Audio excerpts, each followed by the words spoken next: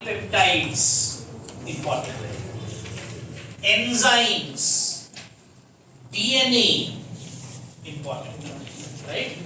So therefore carbohydrates chapter अगर आपने अच्छे से कर लिया और उसमें से avoid क्या करना है that I have already told. Now introduction to polymer chemistry. इसमें भी बहुत सारे स्ट्रक्चर्स हैं. क्या आपको सभी स्ट्रक्चर्स याद रखनी है? नहीं. जिन पॉलीमर्स का मेथड ऑफ प्रिपरेशन है टेक्स्ट बुक में, वो सारे पॉलीमर्स के स्ट्रक्चर्स आपको याद रखने. कौन कौन सा है? Nylon 6, nylon 66, Terylene, novolac, Teflon. ये 5 स्ट्रक्चर्स हैं. फिर से बता रहा हूं, Terylene, novolac, nylon 6, nylon 66, right? Okay, so these are the structures which you have to remember. Start में you have the method of classification of polymers, where you study various types of polymers, right? Elastomers, thermosetting polymers, thermoplastic polymers. इसका definition distinguish between, ये सब इसमें से पूछा जा सकता है. And finally coming to green chemistry and nano chemistry, मेरे से आप एक चीज लिखवा के लो once again with lot of authenticity I am telling you. इस चैप्टर में से जो भी क्वेश्चन आएगा वो आपके टेक्स्ट बुक का रहेगा. उसका रीजन मैं आपको बता दूं. Why I am telling you with so much authenticity? I have studied practically all boards of India and few abroad also. India में टोटल 28 बोर्ड्स हैं. अलग अलग स्टेट बोर्ड्स हैं, सीबीएसई हैं, आईसीएसई हैं, बहुत सारे अलग अलग बोर्ड्स हैं.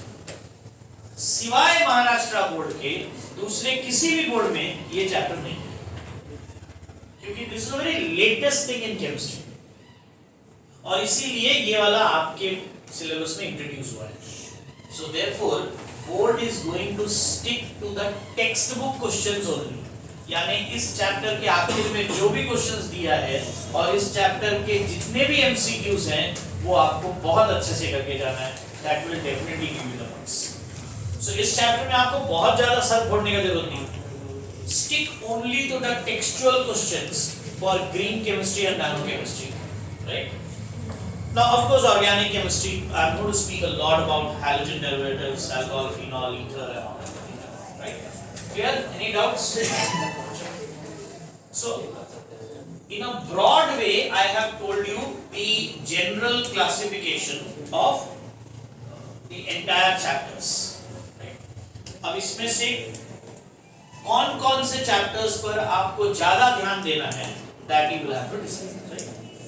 Now this is of no use to you, so I will not make. Now coming to your question paper pattern. अगर आप क्वेश्चन पेपर पैटर्न देखेंगे तो जनरली क्वेश्चन इस paper is divided in 4 sections. Section A, section B, section C and section D. Section A में 10 MCQs रहेंगे, multiple choice question. Now ये question को जरा ध्यान से देखो क्या लिखा है यहाँ पे.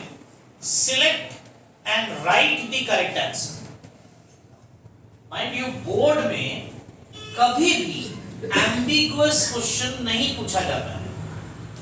मतलब ये कि जिस क्वेश्चन ऐसा कभी नहीं होता है कि उससे आपको कंफ्यूजन हो.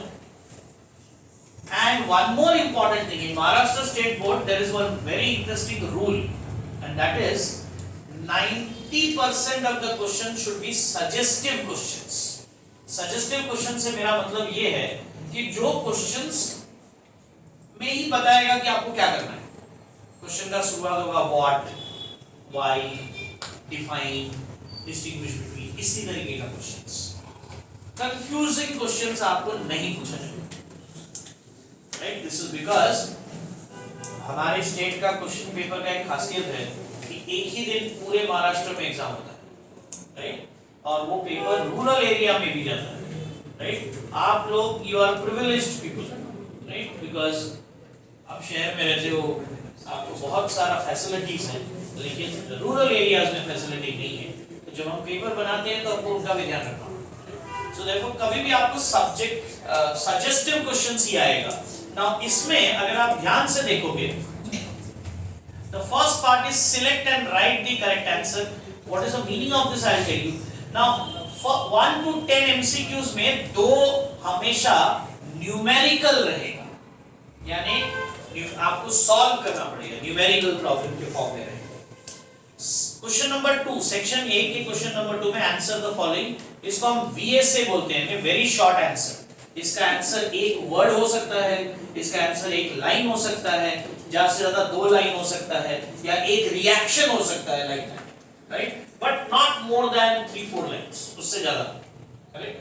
नाउ यहां पर भी एक न्यूमेरिकल रहेगा, यानी सेक्शन ए जो होता है ये आपका कंपलसरी क्वेश्चन है, और ये कंपलसरी क्वेश्चन 18 मार्क के लिए आता है, और उन 18 मार्क में से 3 क्वेश्चन आपका न्यूमेरिकल प्रॉब्लम के फॉर्म में। Let me tell you that I have been moderating the papers for last 9 years, and I have been checking the papers for last 24 years for HSC board exams. और ये MCQ वाला system last 15-16 साल से शुरू हुआ है, और मुझे एक ऐसा याद नहीं आता है कि बहुत रेयर ऐसा होता है कि किसी को यहाँ पर पूरा मार्क मिलता हो। MCQ में आपका एक आध मार्क जाता ही जाता है, so therefore जिसको यहाँ सबसे ज्यादा मार्क मिला वो उसको बहुत अच्छा मार्क मिला, उसको पेपर में 101% 75 के ऊपर मार्क। जिसका सेक्शन ए बढ़िया उसका पेपर बढ़िया, जिसका सेक्शन ए खराब उसका पेपर खराब। Be sure about it, right. Now section B, lots of options here. There are 12 questions, question number 3 to question number 14, 12 questions है, और उसमें से आपको सिर्फ 8 करने होते हैं, out of that 2 will be numerical. Similarly, section C, again 12 question होते हैं, उसमें से 2 न्यूमेरिकल होता है, आपको सिर्फ 8 करने हैं।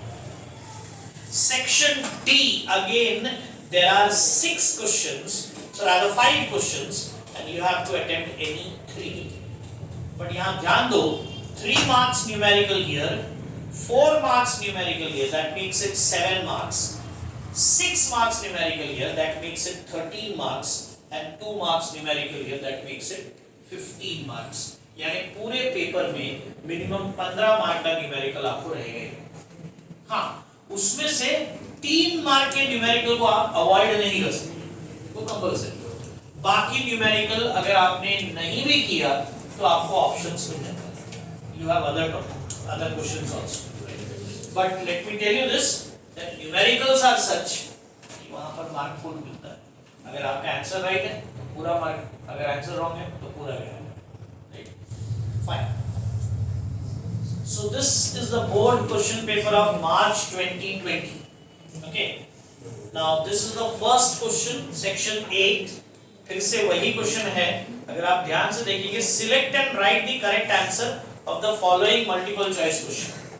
अब इसका आंसर आप कैसे लिखेंगे? I will just go to one sheet where I have put down the answer. Question क्या था? Select and write. तो आप अगर आपने सिर्फ ऐसे लिखा CABC CABABB, you will not get any single mark. ये ध्यान में रखना।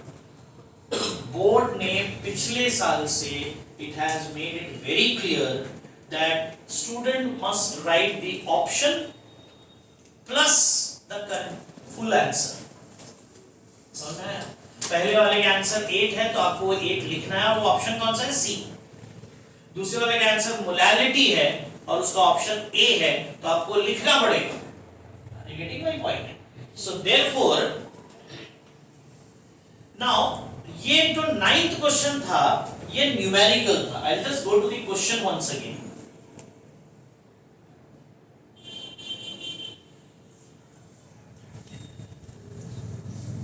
That's the 9th question. 9th question क्या है? Standard potential of a cell in the following reaction is this. E0 CD दिया हुआ है, E0 CU दिया हुआ है, आपको स्टैंडर्ड पोटेंशियल पूछा है। तो तो मेरा फॉर्मूला क्या है, right hand electrode minus left hand electrode. अब यहाँ पर CD and CU, CD2 plus and CU, right.